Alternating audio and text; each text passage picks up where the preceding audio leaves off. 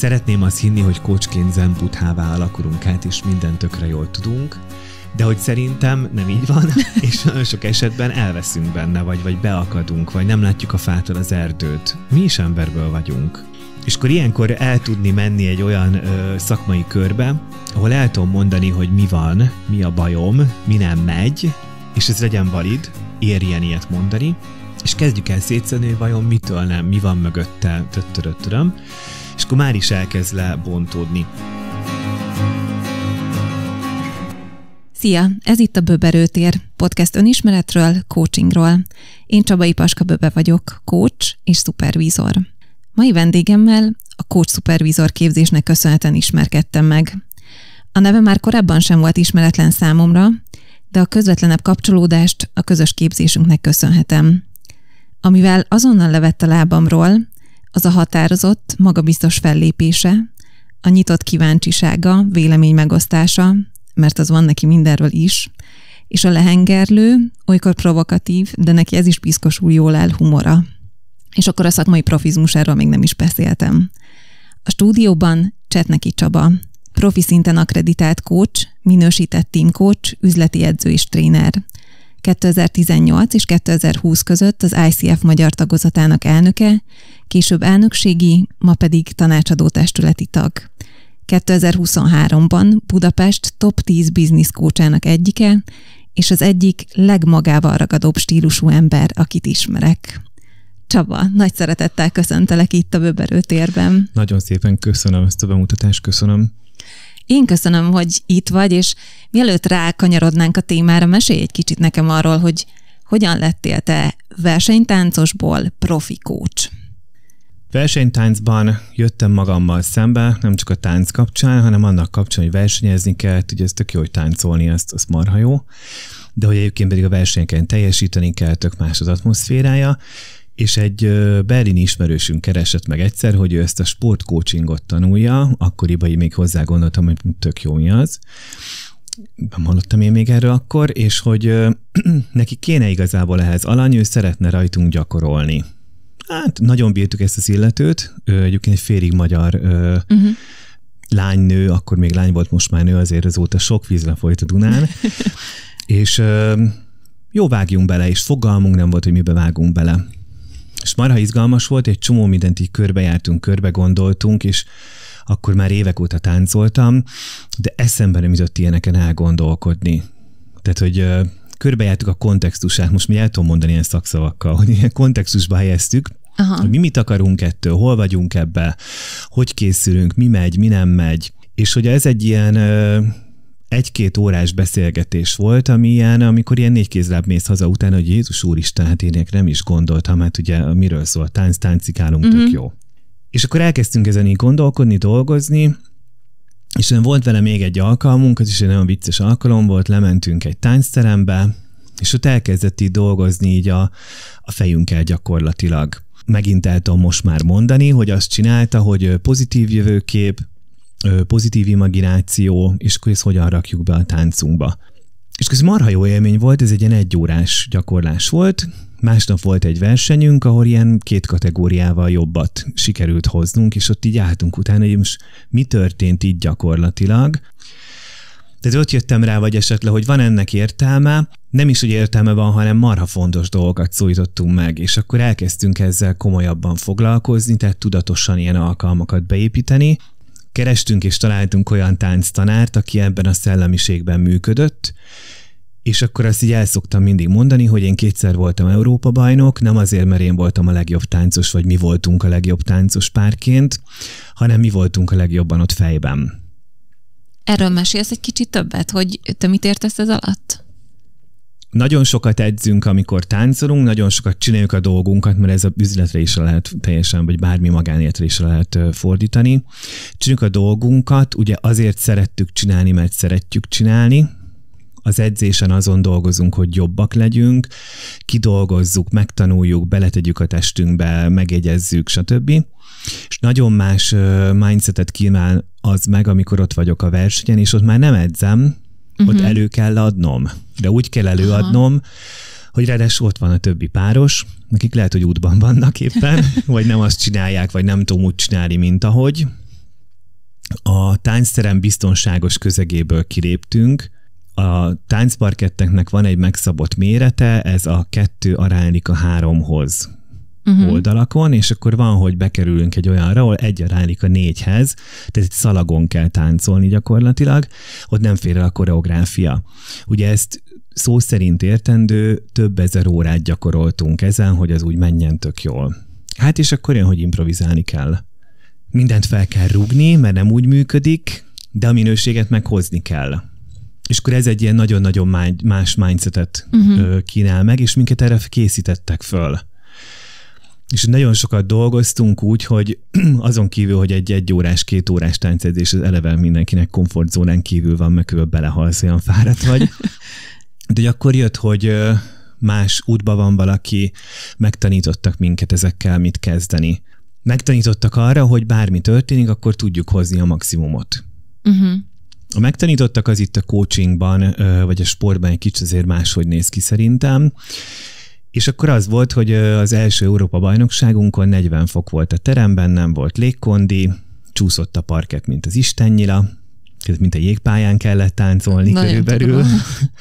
És akkor mi tudtuk, hogy nagyjából mire lehet számítani, nem ennyire, hanem az, hogy ez nem lesz olyan, mint szokott lenni.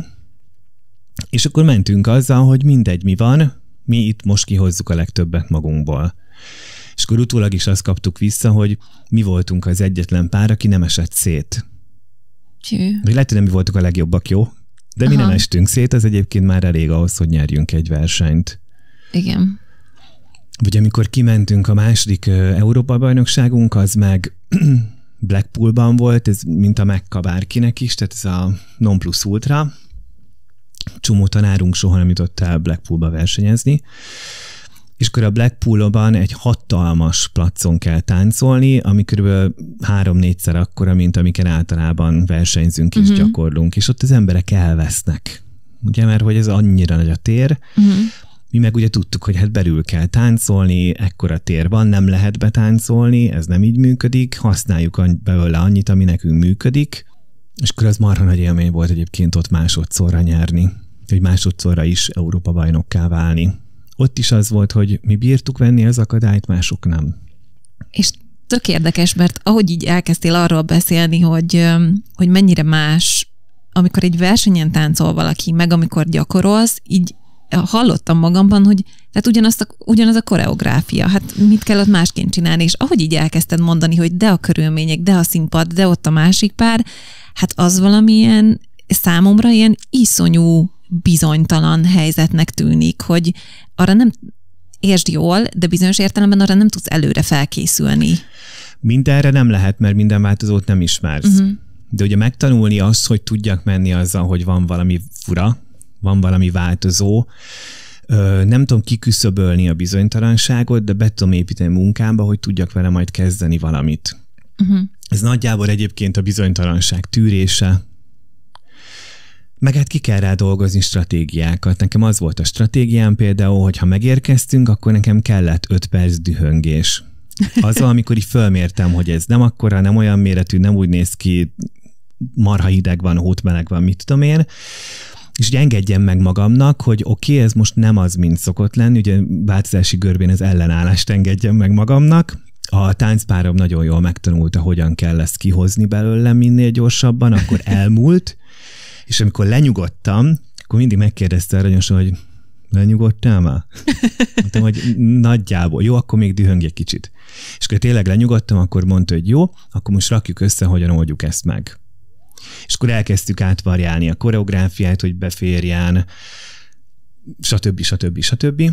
És akkor onnantól pedig az volt, hogy feladat, célorientáltan mentünk abba, hogy innentől ezt kell megoldani. Ez tényleg így kívülről hallgatva is egy ilyen nagyon erős, nagyon tudatos, nagyon összeszedett mindset, amiről most beszélsz. Tehát, hogy ami abszolút a megoldásra törekszik, és nem a kétségbeesés, és az úristen most mi lesz, hanem oké, ez van, ebből hozzuk ki a maximumot. Szerintem mi legalább annyit dolgoztunk agyban, mint egyébként, amit a teremben lent dolgoztunk. Mi nagyon sokat dolgoztunk azon, hogy mindenki értse jól, hogyan viseljük el egymást. Jó, ugye táncosok azok cukik és imádják egymást. Hát, nudlit. Azért van ez a pont, amikor az első kanál vízbe tudnánk megfojtani egymást. Annyi időt töltünk együtt, annyi energia van benne, annyi fáradtság, stb. Ez frusztráló, kész. És közek kijönnek. És akkor megtanultuk, hogy hogyan toleráljuk egymást. Ez sokkal erősebb volt, mint egyébként, hogy hogyan szeressük egymást. Mi marha jókat vitatkoztunk, tudtunk egymással üvöltözni, és akkor tudtuk, hogy ezzel energia kiment, el van rakva, félre van rakva, innentől tudunk együtt dolgozni.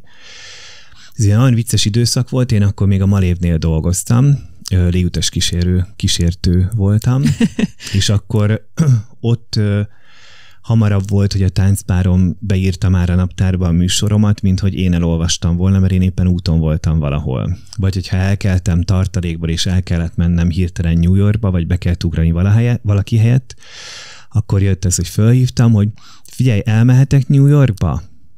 Menjél, most nem készülünk semmi versenyre. Oké, jó, de mondom, mindent át kell szervezni. Intézem, csináld a dolgot, én megcsinálom azt a dolgomat, és akkor mindent elintézett így helyettem. Hogyha mentünk utazni, akkor én intéztem ugye a repjegyeket, meg én szerveztem az utazást, tehát leosztottuk a feladatokat, meg beugrottunk egymás helyet, hogyha erre van szükség. Sok esetben hamarabb terveztük meg a tánc versenynaptárunkat, mint mondjuk megterveztük volna a magánéleti nyaralásainkat. És ez így kívülről hallgatva nekem egy nagyon erős bizalmi és partneri kapcsolatot Abszolút. jelent. Mert azért az, hogy én megengedjem magamnak valakivel szemben, hogy üvöltözzek, kiabáljak, vitatkozzak, ahhoz nekem nagyon erős bizalmi kapcsolat hogy kell. Bírja el a bizalom, meg bírja el a kapcsolat. És ebben az időszakban én ugye malévos voltam, hiszen a Malévnál nagyon sokat dolgoztunk, éjszaka, stb. Tehát ott is bírni a cérnát, azért azt meg kell tanulni.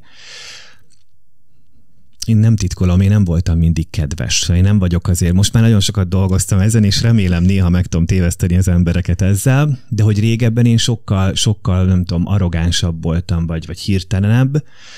És amikor bekerültem ebbe a közegbe, hogy emberekkel foglalkozni, nem pont a Malévnál kezdődött, de mindegy, akkor azért párszor beleszaladtam egy-két balhorogba, meg neki mentem a falnak, és akkor elkezdtem megtanulni, hogy nagyon ez így nem működik. Nagyon szeretem ezt a közeget, nagyon szeretem csinálni, muszáj változtatni.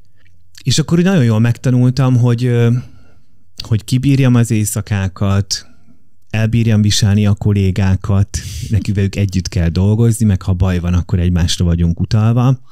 Utasokat nyilván nem elviseljük, ha nem szeretni is kell, és hogy csináljuk a dolgunkat. És akkor ez volt egy ilyen érdekes időszak, nem tudtam eldönteni, hogy a tánctól kaptam többet a repüléshez, vagy fordítva.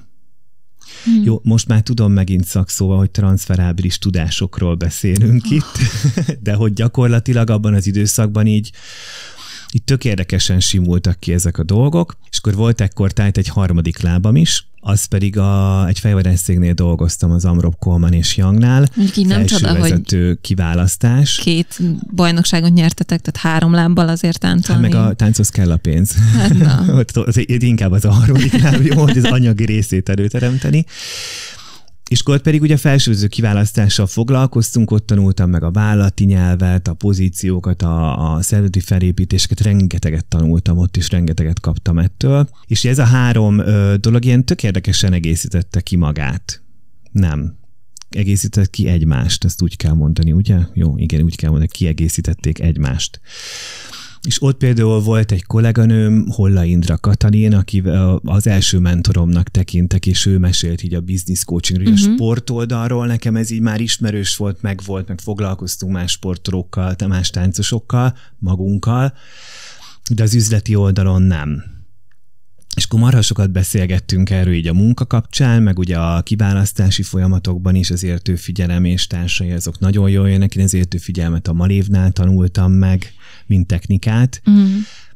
És akkor, amikor a Malév becsődött, akkor már tudtam, hogy ki akarom tanulni rendesen a coachingot, akármit jelent a rendesen a coachingot, jó, akkor még az életemben, de malévos beosztás mellett elmenni mondjuk egy főiskolára, egyetemre, még ha posztgrad is és szombatok, szóval Mission Impossible, megcsináltam egy táncedzői UK-s képzést, ott jobban belefért, hogy mennyit vagyunk ott, vagy mennyit nem, de ott is már ez volt a fókuszom, hogy inkább legyen róla papírom, hogy edző vagyok, hogyha akarok sporttal foglalkozni, de inkább az, hogy az emberek fejével, tehát nem feltétlenül a jobbra 2, balra 2 és társai, hanem inkább ez a mentál tréning része.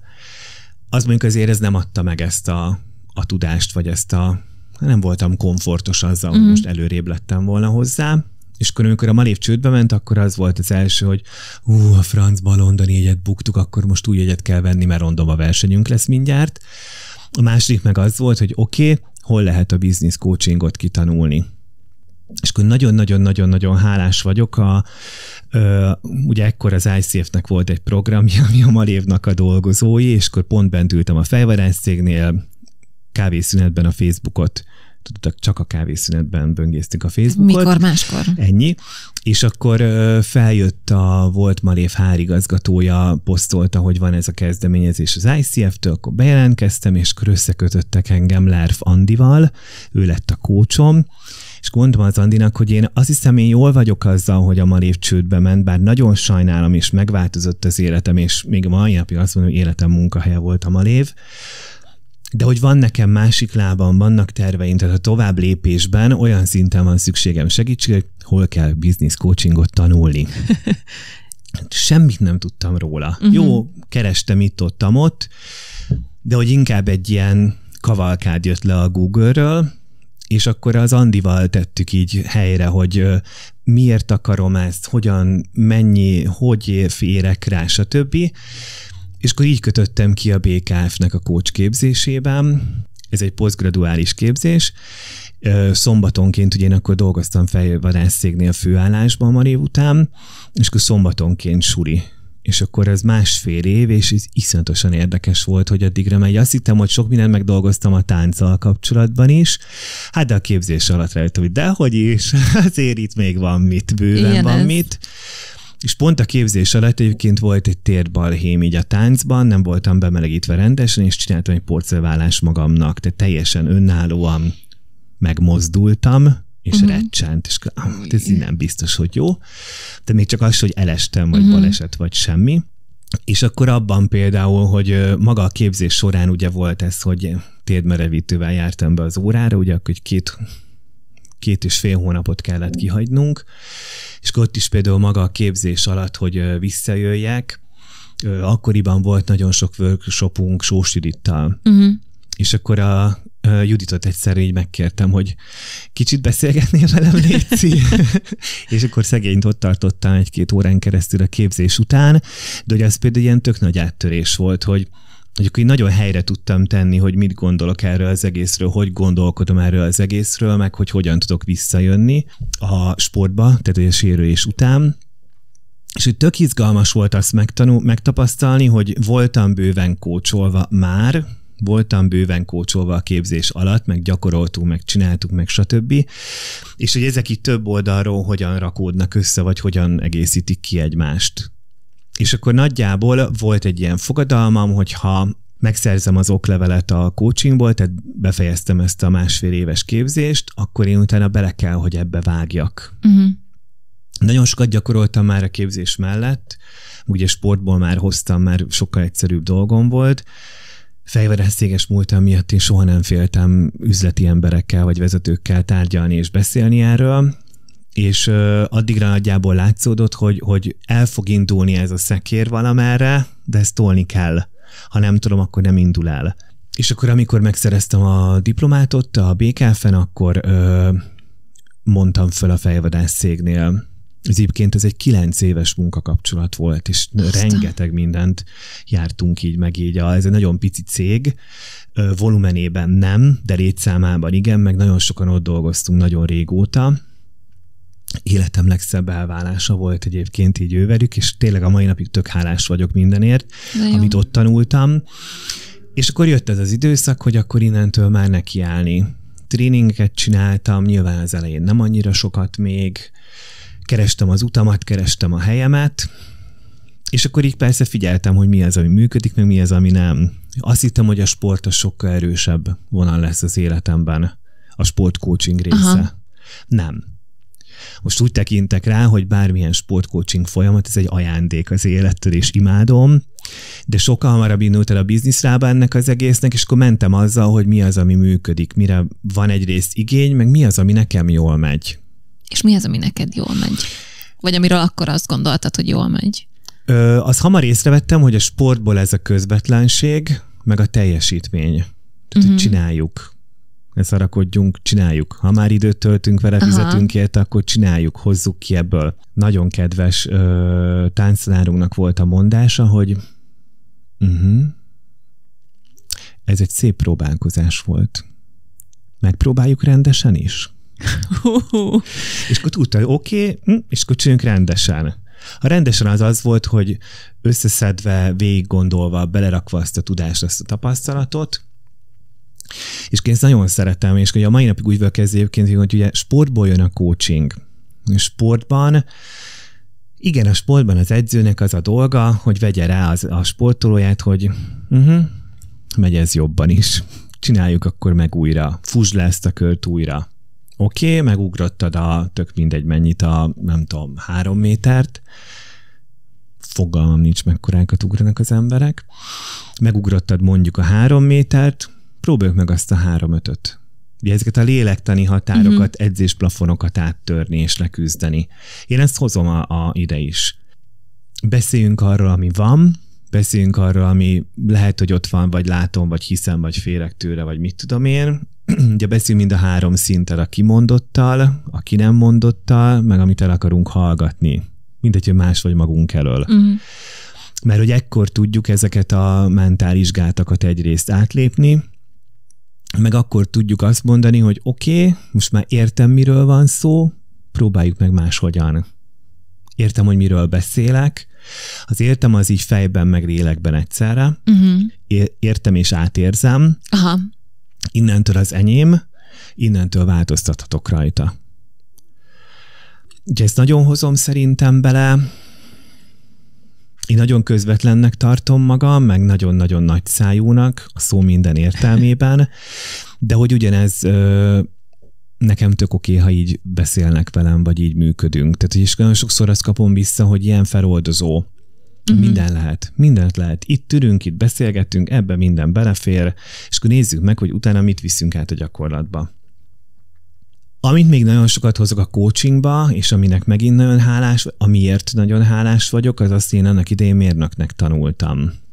Én marha jó voltam matekból gimiben, matek szakos gimibe jártam, tök egyértelmű volt, hogy akkor valamilyen műszaki pályára akarok menni. Mérnöknek tetszett a természetvédelem, és én a Börzsönyben nőttem föl, meg ott is rakom a mai napig. Környezetmérnök Sopron. Mit jelent ez? Az erdőmérnökén van, biztos nem lehet rossz. És így kerültem mérnöki pályára, vagy tanulmányokra, majdnem visszaírtak matekból rögtön az első fél évben, tehát ott ültem, hogy így kínaiul is tarthatnák ezeket a matek órákat, sem értenék belőle kevesebbet. Az egy érdekes tükör volt az élettől, hogy nesze neked matek gimi, és akkor az lett ennek az eredménye, hogy ott nagyon-nagyon össze kellett kapnom magam, hogy tök ciké, még akkor jártam ugye isibe, amikor ha megbuksz, akkor fél évig otthon ülsz.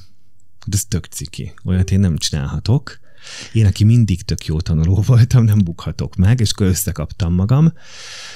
És akkor másodfél évtől felvettem a tanárit, de ez már akkor sejtettem, hogy ez a mérnöki nem biztos, hogy ez én vagyok, de a mérnök tanárit ugye párhuzamos képzésben lehet végezni, és akkor ott ültem a pszichológiai pedagógia órán az első fél évben, és rájöttem, hogy na ez az. Tehát, hogy én nem reál vagyok, én nem matekos, én ez vagyok. És akkor viszont ez, amit megtanultam a mérnökséggel, a rendszerek, a szemléletmód, hogy nem tudnom kell a választ, ez is ismerős az coachingból, nem tudnom kell a választ a kérdésre, azt kell tudnom, hol lehet megtalálni, ki tudja, miben tudok, hol tudok utána járni. Tök nagy feloldozás volt. Hogy nem kell omnipotens mindentudónak lenni, hanem azt kell tudni, hogy oké, hogyan oldok meg problémákat, hogy tárom föl a helyzetet, és ezt például rengeteget kamatoztatom a coachingban, hogy rendszer szemlélet, nézzük meg minden oldalról, járjuk körbe. És hogyha nem lenne egy téma, amiről szívesen beszélgetnék veled, akkor ebbe még nagyon-nagyon el tudnénk mérni, és aztán lehet, hogy ezt majd valahol vissza tudjuk hozni, de hogy ami miatt hívtalak, hogy beszéljünk, és ami miatt kíváncsiak rád, mert hogy azért az hozzátartozik, hogy az a vendég vagy, aki közkívánatra van itt, mert hogy megkérdeztem, képzeld el, feltettem a kérdést, hogy kit látnának, hallgatnának szívesen, és te vagy az egyik, akit szívesen hallgatnának, a téma pedig a szupervízió, a coach szupervízió, és ugye ezt a képzést is csináltuk mi együtt. Szóval, hogy ez hogyan kapcsolódott bele a te szakmai portfóliódba? Az elején úgy hívtam ezt a működést, amit most szupervíziónak hívunk, hogy köldöknézés. Hát mi egyébként a táncban mi néztünk köldököt. Tehát volt egy edzésünk, amikor nem táncoltunk, nem táncolhattunk, szó szerint értsd. Ott ült velünk az edző, vagy a mentáltréner, ültünk a táncterem közepén, és agyaltunk. Én nagyon agyalós vagyok, ugye mérnökként, a párom IT is volt. Ő is tud agyalni, hát akkor csak rendesen, ugye? Így van. És akkor ezek a köldöknézős táncedzéseink. Volt olyan táncedzés, és ezt még elmondom, és vissza fogok ide térni, hogy letiltottak minket arról, hogy táncoljunk verseny előtt. Ne legyünk fáradtak, meg legyen bennünk a vágy, hogy végre táncolhatunk. És akkor tartottunk olyan edzést, hogy a sarki boltban bevásároltunk, beültünk a táncterem közepére, kis takaron, és piknikeltünk. Azok is tök jó köldöknézések voltak, ott kapcsolódtunk emberileg. És akkor, amikor elkezdtem dolgozni a coaching, vagy elkezdtem tanulni a coachingot, nekünk ott a képzésbe is ugye be van építve a 3. fél évben a szakmai gyakorlat támogatására mentoring, esetmegbeszélő, szupervíziós workshopok. És nagyon-nagyon egyértelmű volt, hogy erre van szükség, de mondom úgy is, hogy szerencsére a business coaching képzésem első lépcsőjében ez be volt építve, tehát rögtön rá lettem arra szoktatva, meg lettem arra tanítva, szép magyarul, hogy ezzel muszáj foglalkozni. Ugye nekem nem volt már ismerős, hogy jövök magammal szembe a folyamat során, meg benyomják a gombjaimat az ügyfelek, vagy hozzák a témákat, vagy van, akivel könnyebb, van, akivel nehezebb. Utána, amikor elvégeztem a képzést, illetve akkor rögtön be is kerültem az ICF Magyar Tagozatának az elnökségébe, és akkor csináltuk a CSR programokat, ahol meg ugye adtunk háttértámogatást, ugye először én is ugye coachként mentem szupervízióba.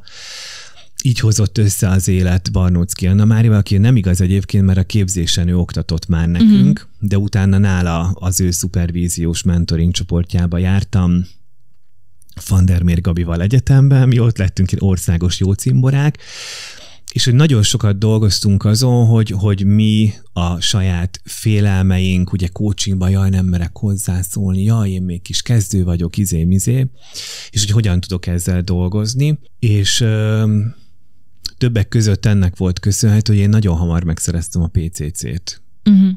És marha sokat dolgoztam, tehát toltam a bringát 1000-rel, nagyon sokat dolgoztam ilyen mindenféle alulfizetett projektben is, de ott coacholni kellett, coaching támogatást kellett adni, ide nekem az óraszámot, és akkor egyszer ez Anna Mari kérdezte, hogy mikor állok neki a PCC-nek, én meg pironkodtam, hogy ja. Aztán megkérdeztem még egyszer, és akkor harmadszorra már mondtam, hogy figyelj, szerintem lassan nekiálltunk, mert egyszer csak meglett az óraszám. És akkor ott is az volt, ugye, hogy arra felkészülve, hogy hogyan kell nem más hogyan coacholni, hanem hogyan tudok úgy coacholni, mint én, meg ahogy egyébként az ICF-nek a szerintem nagyon jó iránymutatásai hülye biztossá teszik, és tök biztonságossá teszik ezt a közeget. És akkor abban így, ahogy hasonló volt, mint a táncban, hogy mikor jól begyakoroltam, már nagyon tudtam álmomból fel, akkor elkezdett így kinyílni, hogy és akkor ott jöttem bele én. Na ez volt valahogy a coachingban is, hogy a PCC nekem adott egy ilyen nagyon nagy stabilitást, arra, hogy adott esetben tudjak máshogyan működni, vagy váltani. Ne én várjam el, hogy az én coachingomhoz passzoljon, vagy ne passzoljon az ügyfél, hanem tudjam én adoptálni az ügyfél igényeihez, hogy hogyan coacholok. A mentoring folyamat maga egyébként pedig ugye nagyon nehéz szétválasztani, hogy most éppen ez miről szól, hogy jobban csináljam, vagy benyomódott egy gombom, és ez rólam szól. És ugye itt kezdett megjelenni, hogy miben különbözik ez a 3 cucc.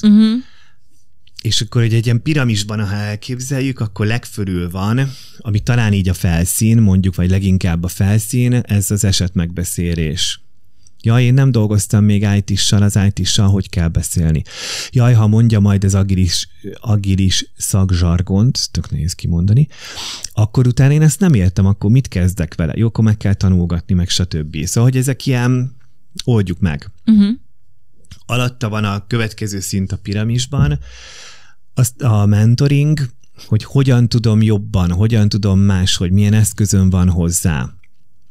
Tudok én szerződni, de valahogy még nem annyira, valahogy mindig van utána félreértés belőle, hogy most ott mire szerződtünk. Hogyan tudok újra szerződni. És ezekre ránézni, hogy milyen technikákkal tudom segíteni ezeket. És akkor a piramisnak a legalja, meg az a szupervíziós réteg, ahol bejövök én. Hogy rám hogyan hat az ügyfél témája, vagy pont fordítva, ott valami ott történik kettőnk között a kapcsolat maga. Hogyan tudom kint hagyni magamat, vagy éppen hogyan nem hagyom kint magamat a coachingon kívül, mert nem ez az adekvát, ezzel mit tudok kezdeni.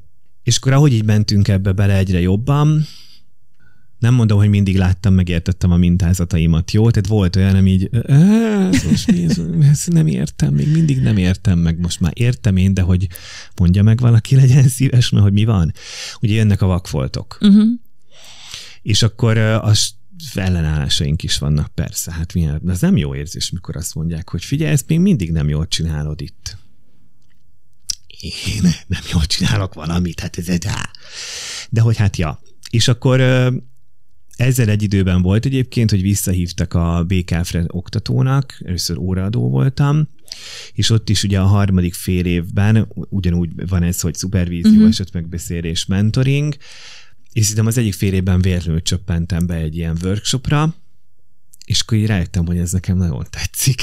Tehát, hogy így jó ezzel dolgozni. Addig én a másik oldalon mentorált, meg szupervizionált voltam, és akkor egy ilyen esetmegbeszélős alkalomba kerültem bele, de hát jött, hogy ez itt nem esetmegbeszélési kérdés, ez itt szupervíziós kérdés, mert is emlékszem, mi volt a konkrétum, nem is lényeges.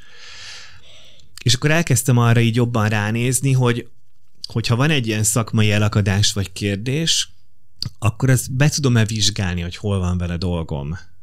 Tehát, hogy ne az legyen a válasz, hogy ezt nem tudom, hülye vagyok, még mindig nem megy akármi, hanem inkább azt elkezdjem megnézni, oké, de mi nem megy benne.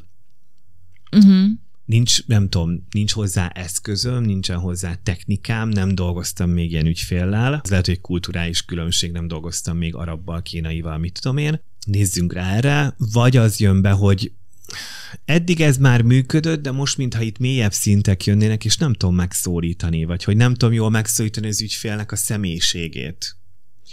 És hogy mit tudok tenni azért, hogy a személyiségbe jobban tudjunk dolgozni, vagy bele tudjunk nézni. Látom, hogy van ott még valami. Tökre látom, hogy van, hogy dudorodik a függöny. Látom, hogy van mögötte van, hogy húzzuk el, hogy nézzünk be mögé. Mentoring.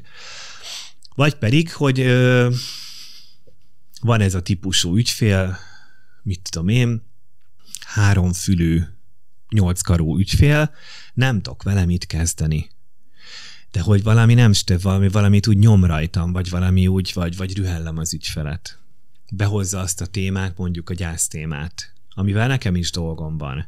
Hogy ez meg már a szupervíziós réteg, és hogy be tudom én magam lőni, hogy hol van vele a munkám, és akkor ennek megfelelően elkezdeni ezen dolgozni. És hogy szerintem azért nagyon-nagyon ritka, hogy ezek ilyen vegytisztán, kristálytisztán elkülönülnek. Inkább vannak az összemosódások, meg sok esetben oké, helyre tudom tenni magam, hogy a 8 karú ügyfélben zavar az, hogy neki 6-tal több van, mint nekem, és marha irigy vagyok rá. De hogy akkor ezzel mit kezdek utána, az meg már egy kicsit mentoringos. Szóval ezek kapcsolódnak. Aha. Akkor nálad nincs egy ilyen éles határ, vagy amikor te valakivel dolgozol, akkor arra szerződtök, hogy ez vagy coaching lesz, vagy mentoring, vagy mentoring lesz, vagy szupervízió, attól függően, hogy mi kerül elő. Tehát, vagy ez így hogy néz ki nálad? Igen, ez tök jó kérdés, köszönöm. Nézzük meg azt, hogy hol van az elakadás, próbáljuk meg együtt föltárni, hogy mi lehet mögötte, és akkor válasszuk az adekvát módszert hozzá. Aha. Tehát nem arra szerződöm, hogy vegy tiszta szupervízió, és ha nem olyan probléma jön, akkor hát ezzel itt már nem tudom mit kezdeni, tessék máshová menni. vagy nagyon sokat mentorálok ugye ICC, PCC-re, ott is sokszor egyébként szupervíziós elakadások jönnek elő. Mentoringban vagyunk, az ICF kompetenciák mentén dolgozunk, azokat fejlesztjük, de hát előjön, hogy is akkor bejön a gyász téma. Hopp, ott vagyunk a szupervíziós térben.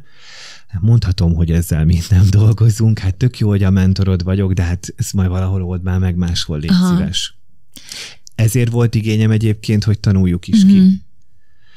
Ugye a mentoringra nagyon nagy tapasztalatom volt, már sokat voltam mentoringban, sokat csináltam mentoringot, de szupervíziót például én nem tanultam. Voltam benne sokat, nem mondom, hogy nem értettem, hogy miről van szó, de ott például nagyon volt ez az igényem, hogy én ezt szeretném rendesen kitanulni. És mi más most benned a szupervízióval kapcsolatban, mint a képzés elvégzése előtt, ha valami változott? Az változott, ugye mi angol száz területen, de teljesen jól tudok magyarul egyébként. Mi Angliában csináltuk meg ezt a képzést nyilván online, de hogy ugye az angol száz piac máshogy értelmezik kicsit. Ugye ők nem veszik ennyire külön ezt, hogy mentoring és szupervízió, ott a szupervíziónak ez a normatív ága az, ami inkább a mentoringhoz közel van.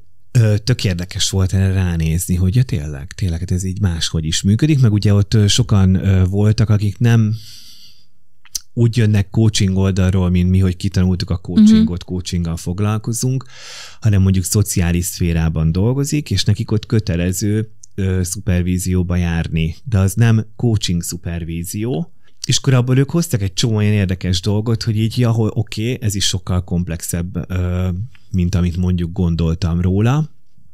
Mérnök vagyok, én szeretek egyszerűsíteni azért még mindig. És ugye azt adta például, hogy ez a másfajta megközelítés, hogy nem annyira kell, hogy élesek legyenek a határok, meg nem kell, leveszem a sapkámat, felveszem a sapkámat, hanem hogy dolgozzunk a kontextussal, a ragacsal, meg egy jó pár modell, amit tanultunk. De például ez a Seven-Eyed modell, az nekem a coachingban is így egy csomószor, mikor elképzelem az ügyfelt, akkor most már nem a organigram mátrixában képzelem, hanem ebben a Seven-Eyed modellben, hogy akkor ők most kivel van, kivel beszélget, vagy éppen nem beszélget, honnan jön ez a dolog elő. És mondtad, hogy mérnök vagy, szeret egyszerűsíteni. Ha egyszerűsítve kellene megfogalmazni, hogy mi a szupervízió, akkor arra mit mondanál? Jó. Szupervízióban a szakmai személyiséggel dolgozunk. Hogyan vagyok én benne a folyamatban, hogyan hat a folyamat, a kapcsolat én rám, az ügyfél és az én kapcsolatom. Nem tudom elmondani a szupervíziót anélkül, hogy a mentoringot ne tenném egyébként hozzá. Hajrá, mentoringban a kompetenciákon dolgozunk, a hogyan tudom jobban csinálni, hogyan tudom, mindegy a jobban mit jelent, jó? Hogyan tudom másképpen csinálni, vagy többféleképpen csinálni, amit csinálok. Az eset megbeszélés, ott pedig az eset van a fókuszban, és az hogyan tudok azzal tovább lépni. De hogy ez, hogyha úgy képzeled el, hogy ez egy körcikkelynek a 3 szelete, Mercedes jel, akkor ez szerintem tök jól leírja, hogy ezek összekapcsolódnak. Pont ezt akartam mondani, hogy azért az, hogy esetmegbeszélés, ugye amikor nekem is van tapasztalatom ebben, hogy ICF pro bono szupervízió, ugye a jó szolgálati dolgokért cserébe, hogy nyilván azzal megyek oda, hogy hozok egy esetet. És azt mondjuk, hogy akkor a szupervízió keretei között nézünk rá. Tehát mondhatnám azt, hogy az egy esetmegbeszélés, de valójában ránézünk arra, hogy mit csináltam, vagy nem csináltam coachként, mit tudtam volna másként megfogalmazni, vagy másként kérdezni, és egyébként miért olyan nehéz nekem úgy kérdezni, vagy ezzel az ügyféllel kapcsolódni. Pont tehát, hogy így. Ott is onnan indulunk, hogy pont esetmegbeszélés, és közben meg ez egy sokkal tágabb és összetettebb dolog lesz a végére. Pont meg hát így. Az. Abszolút így. Én még szeretem azt a párhuzamot vonni, hogy ugye az ügyfélnek sem kötelessége tudni, hogy min kell dolgozni, amikor eljön coachingba. És nem is nagyon tudják. És hogy azért jön az ügyfél, mert valami van, meg hogy azért van ott az ügyfél, hogy legyen valami máshogy. De hogy mi, meg akármi, ez egyedül tök nehéz. És nagyon sokszor ugye azzal jönnek be, ami fáj, egy tünettel jönnek. És tök oké, teljesen rendben van. Most ez ránk is igaz azért egy csomószor a coachingban, hogy a tünet, amit meg tudok fogalmazni, ez az eset nem könnyű. de hogy mi van mögött, azt lebontani. És hogy szeretném azt hinni, hogy coachként zen buddhává alakulunk át, és mindent tökre jól tudunk, de hogy szerintem nem így van, és nagyon sok esetben elveszünk benne, vagy beakadunk, vagy nem látjuk a fától az erdőt. Mi is emberből vagyunk. És akkor ilyenkor el tudni menni egy olyan szakmai körbe, ahol el tudom mondani, hogy mi van, mi a bajom, mi nem megy, és ez legyen valid, érjen ilyet mondani, és kezdjük el szétszedni, hogy vajon mitől nem, mi van mögötte, és akkor már is elkezd lebontódni. Ha eleget jár az ember egyébként ilyen helyekre, elég jól meg tudja maga már állapítani. Tehát viszonylag hamar le lehet bontani, hogy hol van itt a munkám. De hogy ez megint nem egy ilyen alapadottság, hogy van, aki ezt rohadtul tudja rögtön, és nem. Ezt is meg kell tanulnunk, bele kell szoknunk, és amikor ott van, hogy élesben így az arcomban van az ügy, ami nem megy, és így belevertem a fejemet, akkor nem kell tudnom tisztán látni. Ezért vannak ezek a szakmai közösségek, a szakmai kapcsolódások, hogy nem kell ezt együtt csináljuk. Ettől szakma ez, hogy van egy ilyen tök ilyen összetett, most jól mutatom itt a podcastban, ugye? Tehát van egy ilyen összetett pool, amit mi rakunk össze, ez a szakmai közösség, annak a mindenféle tudásával és bölcsességével egyetemben. De az meg egy tök nagy előrelépés, én legalábbis annak élem meg a saját szakmaiságomban, hogy arra nagyon jó nekem a szupervízió, hogy ott, amikor ott fogok ülni az ügyféllel szemben, akkor hamarabb kapcsolok, hogy aha, itt most ez bennem nyomott meg valamit, és akkor azt hátra tudom tenni, hogy oké, ez rólam szól, ezt holnap, jövő héten viszem szupervízióba, és akkor most térjünk vissza az ügyfélhez.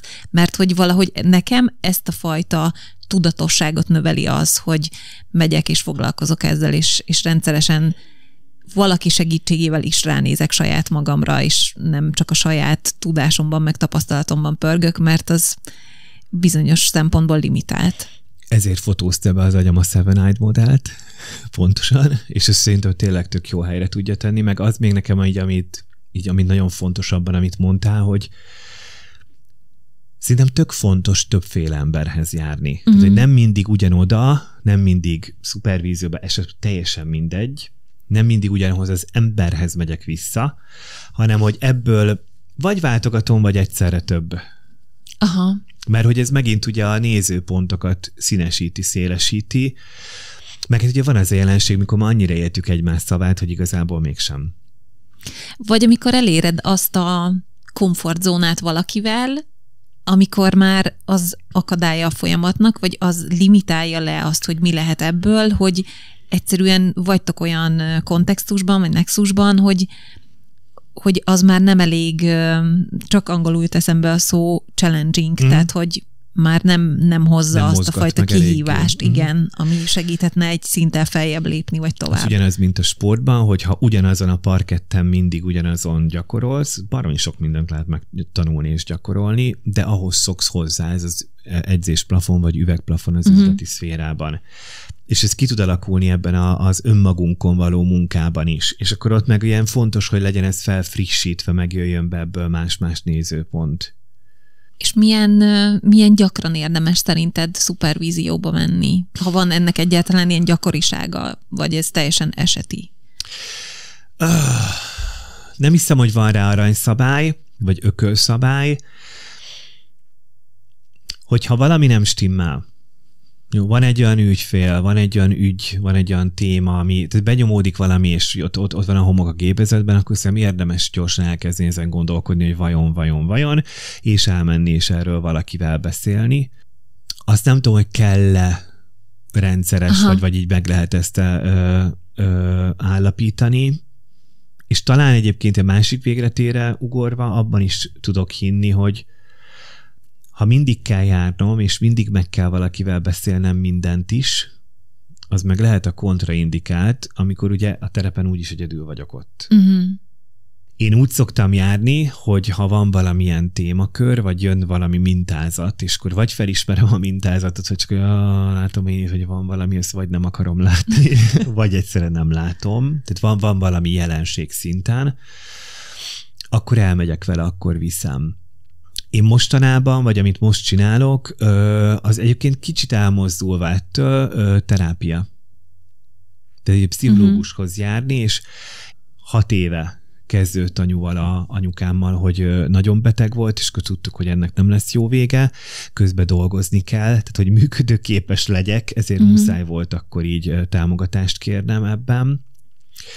Akkor utána jártam, amikor a lezárás volt, ugye a gyász folyamatomat lezárni, ez egy olyan 2 éves folyamat volt körülbelül.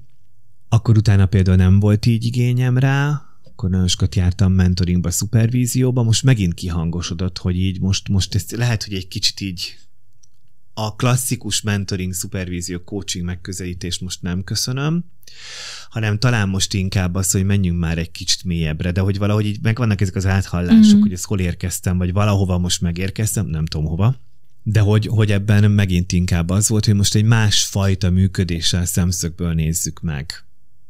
És hogy szerintem így egyébként a coachingon kitekintve is fontos, hogy foglalkozzunk magunkkal.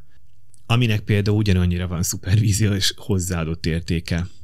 Abszolút, annál is inkább, mert ugye ez egy ilyen sokat hangoztatott mondás, amivel én egyébként abszolút egyet tudok érteni, hogy azért coachként, segítő szakemberként nagyon erős, hanem az egyik legerősebb eszköz, amivel dolgozunk, az a saját személyiségünk. Tehát az, hogy ezzel valamilyen módon, akár mentoringban, akár terápiában, szupervízióban foglalkozzunk, hosszú távon ehhez a szakmához elengedhetetlen, és azt meg nagyon jó hallani, hogy van szabadságod arra, hogy azt mondd, hogy nem kell minden egyszerre. Tehát lehet egy olyan időszak, amikor erősebb a mentoring és a szupervízió a jó működésemhez, és van, amikor meg arra van igényem, hogy terápia, és abba fektetek több időt, energiát, és ez tök oké. Tehát, hogy nem kell mindig mindent is csinálni, meg fejleszteni, meg benne lenni. Meg ez is a szakmai fejlődésünk is ugye lépcsős.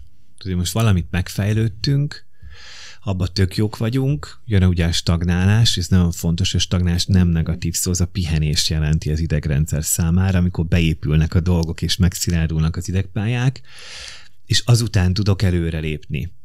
És akkor valahogy meglépünk egy kihívást, és mondok egy példát, nehéz ügyfelekkel dolgozni. Mondjuk,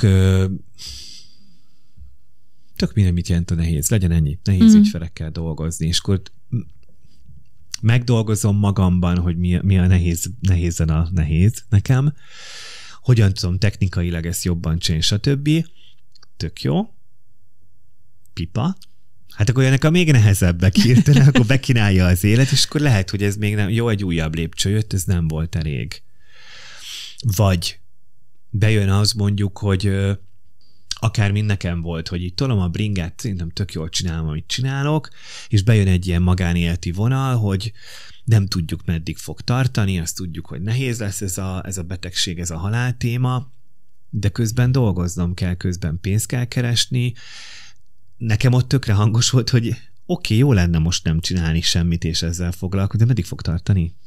Meg a felmerülő költségeit, ez miből, meg hogy meg különben is, tehát hogy nem vonhattam ki magam, meg egyébként sok esetben olyan folyamatokban vagyunk benne, amikor felelősségem van az ügyfél iránt, és mondhatom, nekem most ez nem megy, és tudok-e még működni, és tudom-e, és akkor megint az, hogy akkor egy újabb lépcső jön, hogy ebben a nehezített pályában én most hogy tudok egyébként még mindig működőképes maradni, és hogy nekem ott nagyon kitolódtak a határaim. Volt, ami negatív, volt, ami pozitív értelemben. Tehát nekem a coachingban, ha bejön a gyász téma, én most már viszonylag komfortosan dolgozom vele, sokat elbírok belőle, nagyon feloldozó az ügyfeleknek, hogy én ezt értem, átéltem, tudom, velem lehet ezekről beszélni, de azért akkoriban a csip-csup, oldjuk meg, és nem bírom elviselni a főnököt témákra, nem voltam túl türelmes. Jó, tehát egy könyörgöm. És tök valid, hogy ez téma az ügyfélnek, akkor nagyon kellett arra vigyáznom, hogy ne kezdjek el beszorulni abba, hogy tényleg ez a probléma. Mert ugye az meg rólam szól. És akkor ezt a kettőt így helyére tenni, különvenni, stb. Szóval, hogy ebben, ahogy így megyünk ebben úgy szoktam mondani, a hullámvasúton, amit a szakmai fejlődésünk produkál vagy jelent, ott biztos, hogy nem egy módszer lesz a különböző hullámvölgyek, hegyek között, stb. És hogy minél többet váltogatjuk ezt, per minél többet gyakoroljuk, szerintem annál vagyunk egyébként járatosabbak ebben.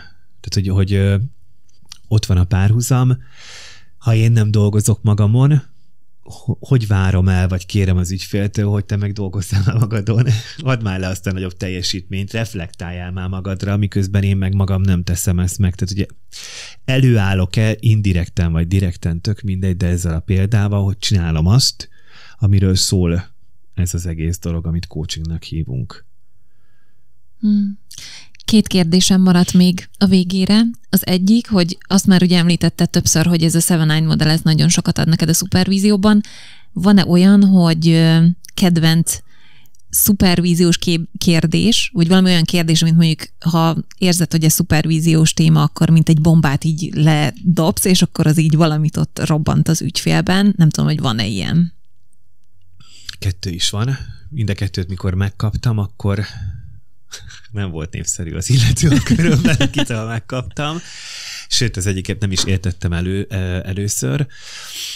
Tökre név nélkül Vasandi, és örökké hálás leszek ezért a mondatért, hogy ahol a figyelmed, ott a valóságod. Én ezt az Anditól kaptam meg ezt a mondatot, és behozni azt a szupervízióban, de akár a coachingban, hogy oké, akkor hol van a figyelmed, hol van a valóságod. Mire gyúrunk. Amint kimondtad, és így tudatban felfogtam, hogy mit jelent ez, hogy ahol a figyelmed, ott a valóságod, az így olyan gyomrost vitt be, hogy így az kőkemény. Nem, tök jó. Tehát, hogy, és már kíváncsi már, hogy és akkor mi a következő, mert hogy mondtad, hogy 2 is van. A másik pedig, hogy mi a hozzájárulásod ehhez a helyzethez.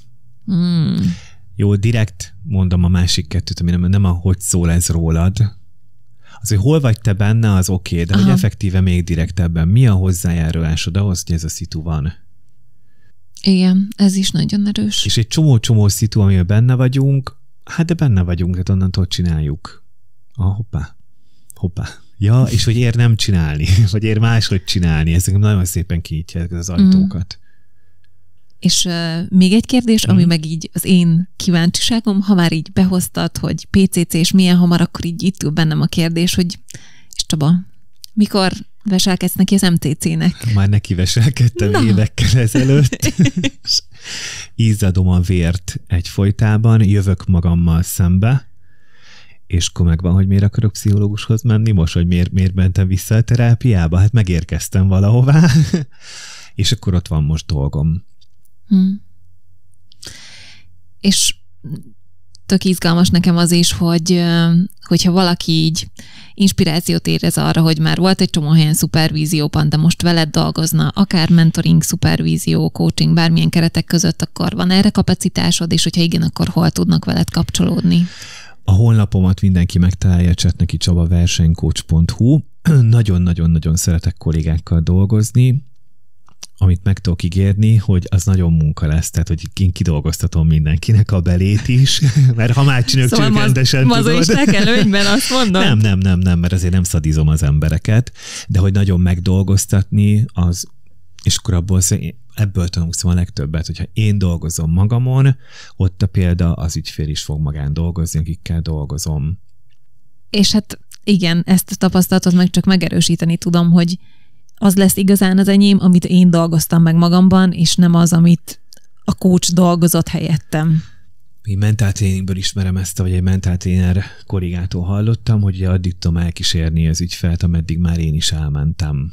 És szerintem nekünk dolgunk minél messzebbre el tudni menni magunkkal, és akkor viszont ez így stabilabbá is tesz minket, és hogy sokkal több minden nyílik ki ezzel. Az ügyfél világában, az én világomban is. Ezzel maximálisan egyetértek. Igen. Nagyon-nagyon köszönöm, hogy itt voltál, és megosztottad velünk ezt a somó minden tudás, megtapasztalatot, és hát millió egy kérdésem lenne még, úgyhogy nem teszek ígéretet arra, hogy nem találkoznak veled még a hallgatók most ilyen keretek között. Ha ezt kikapcsolt, akkor megbeszéljük azokat is, jó? Akkor megvan. Rendben. És akkor azt majd okosan, ügyesen értékesíthetem. Így van. Szuper. Nagyon szépen köszönöm.